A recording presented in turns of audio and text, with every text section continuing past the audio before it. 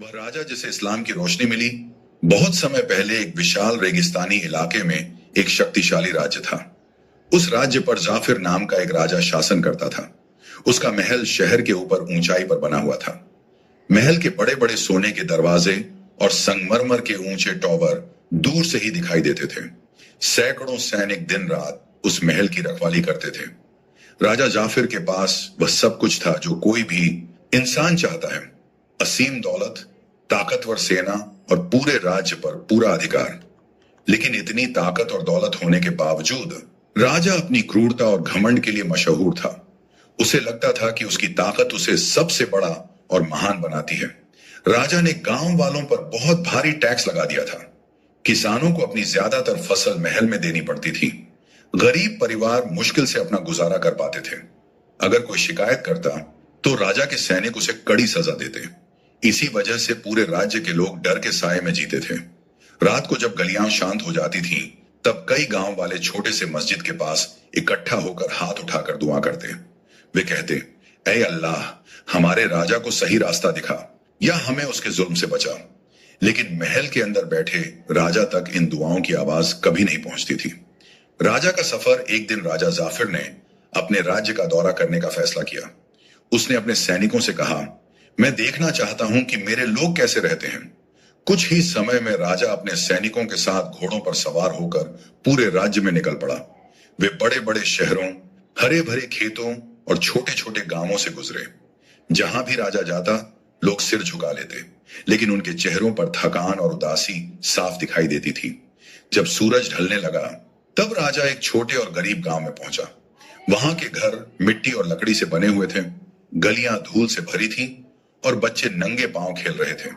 यह साफ दिखाई दे रहा था कि वहां के लोग बहुत मुश्किल से जीवन गुजार रहे थे।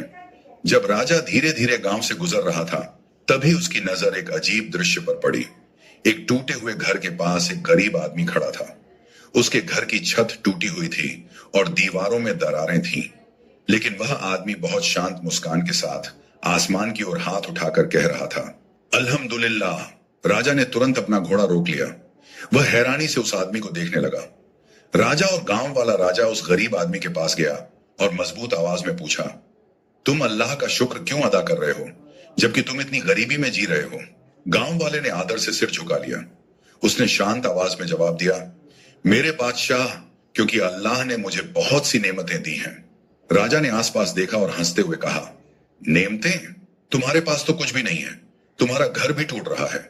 गांव वाले ने हल्की मुस्कान के साथ कहा, मेरे बादशाह, मेरे पास आज के लिए खाना है, मेरा परिवार है और सबसे बड़ी बात, मेरे दिल में अल्लाह का ईमान है, इसलिए मेरा दिल सुकून में है। राजा ने भौहें सिकोड़ ली। एक गरीब आदमी के दिल में सुकून कैसे हो सकता है, जबकि एक राजा जैसे मेरे पास सुकून नहीं है? गांव वाले ने धीरे से कहा, क्योंकि असली सुकून सोने या ताकत से नहीं मिलता। असली सुकून अल्लाह को याद करने से मिलता है। ये साधारण शब्द राजा के दिल को ऐसे छू गए जैसे पहले कभी किसी बात ने नहीं छुआ था। एक बेचैन रात, उस रात राजा अपने महल में वापस आ गया। नौकरों ने उसके लिए सबसे अच्छा खाना और आरामदायक बिस्तर तैयार किया, लेकिन राजा को नींद नहीं आई। वह बार बार उसी गरीब आदमी के बारे में सोचता रहा। वह सोचने लगा, कैसे कोई इंसान जिसके पास कुछ भी नहीं है, वह मुझसे ज्यादा खुश हो सकता है। मेरे पास सब कुछ है। राजा का गुप्त वापसी अगली सुबह राजा ने एक अजीब फैसला लिया। उसने अपने शाही कपड़े उतार दिए और एक साधारण यात्री की तरह कपड़े पहन लिए। फिर वह चुपचाप उसी गांव में वापस गया। जब वह वहां पहुंचा तो उसने उसी गरीब आदमी को उसके घर के बाहर बैठे देखा। राजा उसके पास बैठ गया और धीरे से कहा, मुझे उस ईमान के बारे में बताओ जो तुम्हें इतना सुकून देता है। गांव वाला मुस्कुराया और उसने अल्लाह के बारे में बताना शुरू किया, जो आसमान और जमीन का पैदा करने वाला है। उसने रहमत, नेकी, नमाज और कयामत के दिन के बारे में बताया, जब हर इंसान, चाहे वह अमीर हो या गरीब, अल्लाह के सामने खड़ा होगा। फिर गांव वाले ने एक ऐसी बात कही जिसने राजा के दिल को हिला दिया। उसने कहा, मेरे बादशाह, एक दिन आपको भी अल्लाह के सामने खड़ा होना होगा। उस दिन ना आपके सैनिक आपको बचा पाएंगे और ना आपकी दौलत काम आएगी। उस दिन सिर्फ आपके कर्म ही मायने रखेंगे। राजा के हाथ कांपने लगे। पहली बार उसकी जिंदगी में उसे अल्लाह का डर महसूस हुआ। राजा का बदलाव धीरे धीरे राजा की आंखों में आंसू भर आए। उसने सिर झुका लिया और कहा, मैंने पूरी जिंदगी यह सोचा कि ताकत ही इंसान को महान बनाती है, लेकिन आज मुझे समझ आया कि मैं कितना अंधा था। गांव वाले ने नरमी से कहा, अल्लाह की रहमत बहुत बड़ी है। जो भी सच्चे दिल से उसकी तरफ लौटता है, अल्लाह उसे माफ कर देता है। राजा ने कांपती आवाज में कहा, मुझे इस्लाम के बारे में सिखाओ। कुछ समय बाद राजा ने सच्चे दिल से इस्लाम कबूल कर लिया। नई शुरुआत। जब राजा वापस अपने महल में पहुंचा तो सब कुछ बदल गया। उसने पूरे राज्य में नए कानून लागू किए। उसने भारी टैक्स कम कर दिए, गरीबों की मदद की, गांवों में कुएं बनवाए और सैनिकों को आदेश दिया कि वे लोगों के साथ दयालुता से पेश आए। धीरे धीरे पूरा राज्य बदलने लगा। जो लोग पहले अपने राजा से डरते थे, अब वे उसका सम्मान करने लगे। राज्य में शांति और इंसाफ फैल गया। जब भी लोग राजा की तारीफ करते, राजा जाफिर हमेशा कहता, अल्लाह ने मुझे एक साधारण गांव वाले की बातों से हिदायत दी।